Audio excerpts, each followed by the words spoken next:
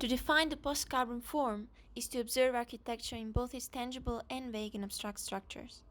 The polychronic projects the visible and the sensible and latent by layering them through a gradient of different variables such as the existing physical barriers, temperature, humidity, social behaviors, and spatial logics.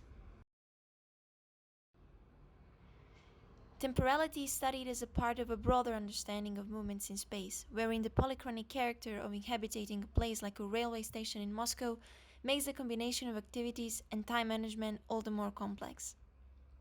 The aim is to plot a number of spatial logics amongst a variety of programs with different atmospheric sensibilities based on peculiarities of each user taken into consideration, and paste them onto the actual axis of Kievsky Vokzal.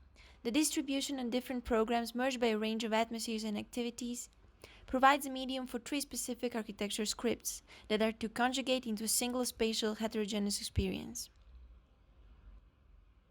A series of membranes is softly settled onto the nave, enriched with polymers that absorb carbon dioxide, taking advantage of the low environment temperatures in Moscow and the water heated by the auxiliary batteries located on the trains.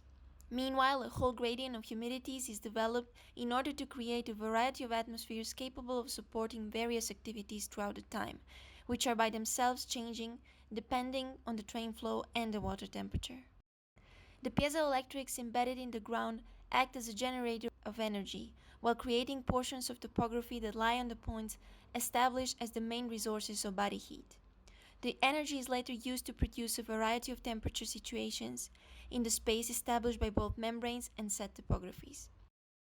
Lastly, the functional and structural support of the project is embodied by vertical elements and different typologies of tubes, which represent the physical extent of the already created sensible universes that maintain positive-negative correlation.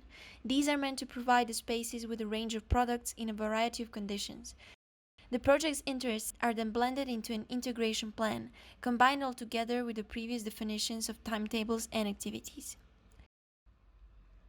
The resulting model aims to establish touching points among the structures, both physically and energy-wise, thus creating a web of point clouds subjected to users' personal choices.